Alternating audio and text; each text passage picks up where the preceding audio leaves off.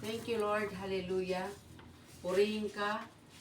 Sambahin ka, Lord, sa Espiritu at sa katotohanan. Salamat, O God, sa tanghaling ito, Panginoon. Narito po kami, Panginoon, upang manalangin, Panginoon. Ang araw na ito, Panginoon, araw ng Pizza 20 ng March, Panginoon, Lord God. Narito kami upang purihin at sambahin ka, Panginoon, sa Espiritu at sa katotohanan. Lord, thank you, Lord. Hallelujah, hallelujah. Purihin ka, Lord, at sambahin ka, Lord, sa Espiritu at sa katotohanan. Amen. Amen. Tayo'y kakanta na. Okay. Jesus, name above all names, beautiful Savior, glorious Lord, Emmanuel, God is with us, blessed Redeemer, living Word. Jesus, name above all names, beautiful Savior, glorious Lord, Emmanuel, God is with us, blessed Redeemer, living Word.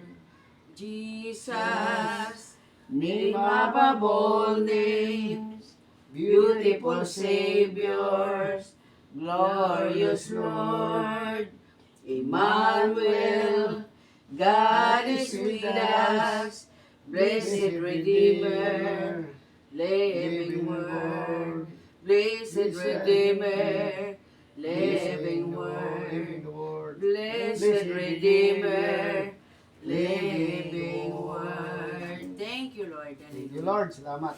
Now, before we will start our prayer reading for March 20, Yep. 2024. Okay, we start.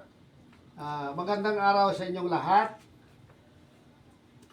Ako, si Brother Emilio, at nais kong mag-ibahagi sa inyong ang kahalagan ng pagpasalamat sa ating buhay. Amen. Ayon sa 1 Tesalonica 5:18, pasalamatan natin ninyo ang lahat ng bagay sapagkat ito ang kalooban ng Diyos para Amen. sa inyo sa pamamagitan ni Kristo Jesus. Ang pasasalamat ay nagbubukas ng mga pinto ng biyaya at paalala mula sa Diyos. Sa halip na maging murmurer tayo, ay dapat maging mga taong puno ng pasasalamat. Amen. Sister Monica. Okay, amen, Brother Emilio. Ako si Sister Monica at nais kong idagdag sa dapat nating gamitin ang ating mga bibig upang magpahayag ng kabutihan at hindi upang magdulot ng panlalamig sa ating mga puso. Praise Lord. Sabi sa awit 34 verse 1, ako'y magpupuri sa Panginoon sa lahat ng oras. Ang kanyang Amen. papuri ay laging sa aking bibig at pagpapahayag ng mga positibong salita at panalangin at nagbubukas ng mga pintuan ng pag-asa at tagumpay sa ating buhay. Amen. Tama ka, Sister Monica. Ako si Sister Marie. At nais kong ipaalala sa ating lahat na dapat nating gamitin ang ating bibig upang magdeklara ng mga bagay na nais nating makamtan sa ating buhay. Ayon sa Kawikaan 18:21, ang kapangyarihan ng buhay at kamatayan ay nasa kapangyarihan ng dila. Kaya huwag nating hayaang punuin ng negatibong salita ang ating mga bibig. Amen. Sa halip, gamitin natin ito upang ituring ang ating mga salita bilang mga tagapagpadala ng pagpadala na at tagumpay. Amen. Sister Monica. Sa mga talatang binasa natin mula sa Biblia, natutunan natin na ang pagpapasalamat ay mahalaga sa ating panampalataya. Kapag tayo ay napagpasalamat, binubuksan natin ang ating puso at isipan sa mga biyayang ibinigay ng Diyos sa atin. Amen. Dapat din natin gamitin ang ating mga bibig upang magpahayag ng kabutihan at pag-asa sa halip ng mga salitang nagdudulot ng pagdaramdam at pait sa ating buhay. Ang paggamit ng ating bibig upang magdeklara ng mga positibong bagay nagpapalakas sa ating mga panampalataya at nagbubukas ng mga oportunidad para sa ating tagumpay at pagpapala mula sa Diyos. Amen. Kaya lagi nating tatandaan na maging mga taong puno ng pasasalamat at gumamit ng ating bibig sa paraang makabuluhan at makapagpapala. Amen. Amen. Ikaw, Brother Emil. Sister Marie.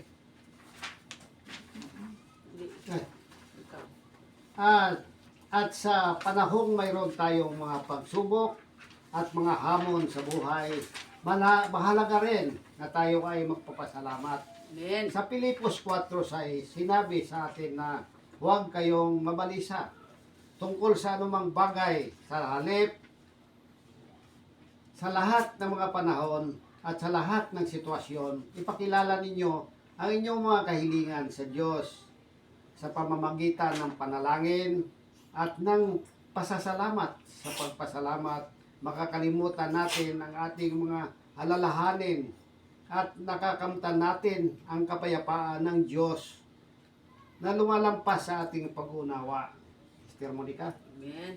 Oo, Brother Emilio, kaya kahit na tayo ay dumadanas ng mga pagsubok, huwag tayong mawala ng pag-asa. Amen. Sa halip, Amen. gamitin natin ang ating mga bibig upang magpahayag ng mga pangako ng Diyos. Amen. Sabi sa Romans 4:17, tinawag niya ang mga bagay na wala ng pag-asa na tila mayroon na.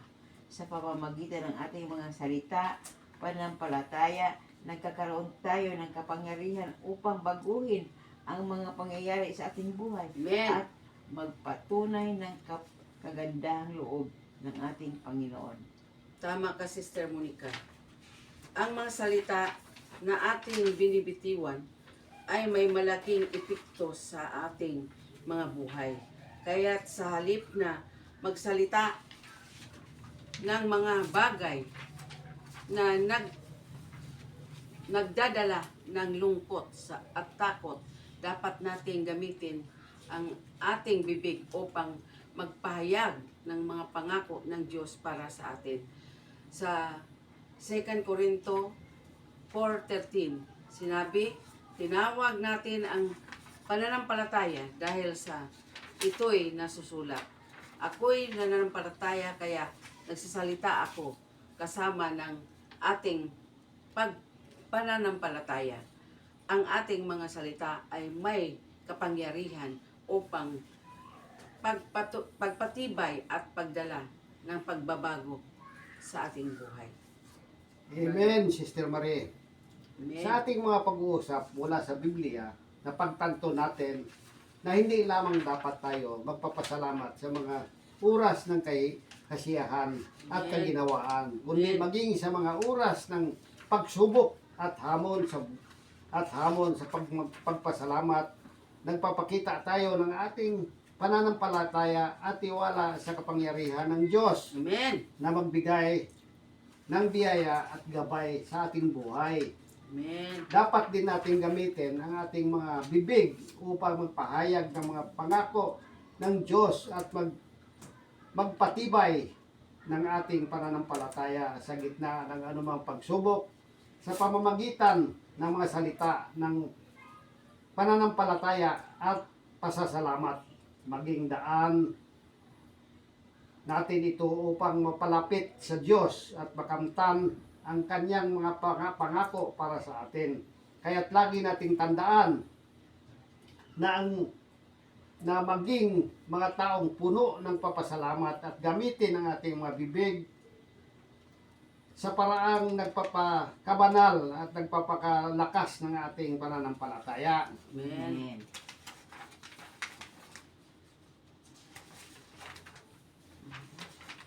Amen, Brother Emilio. Okay. Okay. Ngayon tayo na naman ay mananalangin. Hallelujah. Diyos na dakila, kami ay humaharap sa iyo ngayon na may mga puso na nagpapasalamat sa lahat ng mabiyayang binigay mo sa amin. Amen. Buhay.